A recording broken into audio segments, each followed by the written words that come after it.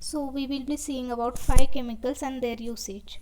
So these 5 chemicals are magnesium sulfate, calcium carbonate, zinc chloride, doxycycline, interferon alpha 2 beta. So magnesium sulfate is astringent, calcium carbonate is antacid, zinc chloride is zinc desensitizing agent, doxycycline is used in meningococcal infection, interferon alpha 2 beta is antiviral agent which is used in hepatitis C infections. So magnesium sulfate is used as astringent. Astringents are substances which that chemicals that shrinks or constricts body tissues, which helps to control bleeding and secretions. So they basically dry up secretions. So for example, it's used as in cosmetics, like in treatment of acne. So the property of magnesium sulfate there is astringent. Second one is calcium carbonate, which is used as antacid. So calcium carbonate is basic inorganic salt which neutralizes hydrochloric acid present in the stomach.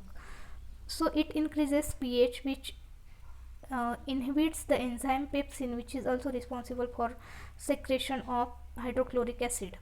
Increase bicarbonate ion concentration is cytoprotective.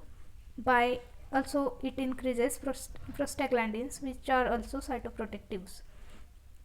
Third one is zinc chloride, which are used as desensitizing agents in dental dentistry. So desensitizing agents are dentin, mainly used in dentin hypersensitivity. Dentin hypersensitivity is painful response in the exposed dentin to stimuli such as thermal or osmotic or chemical. Suppose one is taking, supposingly person is having too cold or hot coffee or tea, then he or she is very sensitive to that particular drink. So zinc chloride act either by occluding the dental tubules or by blocking the neural transmission. Fourth one is doxycycline, which is uh, under the class of tetracycline, and it is used in meningococcal infection. So meningococcal infection, which is called as meningococcal meningitis, it is rare infection, but it's very serious bacterial infection. The bacteria responsible for this infection is Neisseria meningitidis. Okay, so what meningitis is particularly? Meningitis is a membrane that covers the brain and spinal cord, and in itis is related to inflammation, as we all know. So inflammation to meninges is meningitis.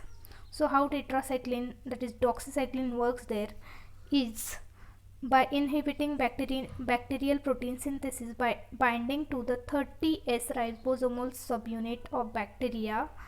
So it is broad spectrum antibiotic, which acts broad spectrum means which covers large number of bacteria, that is gram positive and gram negative, but it is not bactericidal, rather it is bacteriostatic.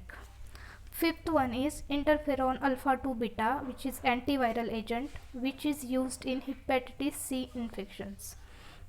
So interferon 2 alpha 2 beta is recombinant protein which is produced from E. coli. So by what mechanism it acts is by activation of JAK-STAT pathway. So JAK-STAT pathway regulates protein which are involved in inhibition of proliferation. So the proliferation would be inhibited. So there are it also acts by apoptosis mechanism. So interferon alpha 2 beta binds to its receptor 1 and 2, that is IFNAR 1 2, which in this all happens in suppose cell. So it activates tyrosine 2, which phosphorylates, and again it ultimately activates JAK-STAT pathway, which regulates protein that are involved in inhibition of proliferation.